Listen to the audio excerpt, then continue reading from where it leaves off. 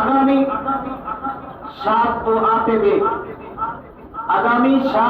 8 মে আমাদের দেওয়ানবাগ ছোটবাগ অর্থাৎ আমার এলাকায়, শুধু আমার এলাকায় বললে ভুল হবে, আমার এলাকার মসজিদ, আমার বাড়ির সামনেই বিশাল এক মাহফিলের আয়োজন করা হয়েছে। উক্ত মাহফিলে প্রথম দিনের প্রধান বক্তা হিসেবে থাকিবেন আন্তর্জাতিক খ্যাতি সম্পন্ন হাফেজ জুবায়ের আহমেদ তাশরিফ, যিনি বাংলাদেশ থেকে যখন কোরআন প্রতিযোগিতা দিয়েছিলেন, বিশ্বের বহু দেশের সাথে কোরআন তেলাওয়াত করে 1 নাম্বার হয়ে বাংলাদেশে আসছে জুবায়ের আহমেদ তাশরিফ। এটা আমাদের বাংলাদেশের গর্ব। বিশ্বের বহু দেশের সাথে কোরআন প্রতিযোগিতা দিয়ে 1 নাম্বার হয়ে দেশে আসছে। এটা আমাদের কোরআন নাজিল হয়েছে সৌদিতে, কোরআন নাজিল মক্কায় হয়েছে না, কিন্তু তাদের সাথে টক্কর দিয়ে আমাদের বাংলাদেশের সন্তান কোরআনের হাফেজ 1 নাম্বার হয়ে বাংলাদেশে আসছে।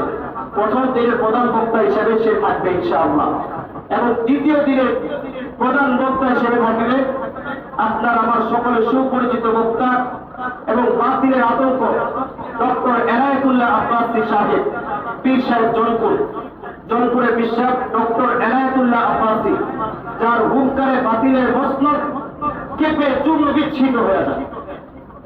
এনায়েতুল্লাহ আব্বাসী সাহেব থাকবে ইনশাআল্লাহ, এবং বিশেষ অতিথি হিসাবে আমাদের সম্মানিত অতিথি হিসাবে সেখানে উপস্থিত থাকবেন আমাদের অত্র মসজিদের সেক্রেটারি জনাব মোহাম্মদ টিটু প্রধান সাহেব।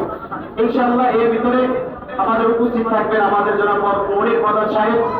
আরো আপনাদের দাওয়াত রইল ইনশাআল্লাহ, আপনাদের এই যে বন্যার বাউন্ডারিটা পার হয়ে যে বাগানটা সামনে সমাজ বিদ্যালয়ের সামনে বাগান, ইনশাআল্লাহ প্রায় 5,000 মানুষের আয়োজন। আমাদের টার্গেট আরো বেশি, প্রায় না হলে কমপক্ষে 10,000-এর উপরে মানুষ হবে, কিন্তু বাগানটা পুরো নেওয়ার পরেও জায়গা ওইভাবে আমরা করতে পারি নাই।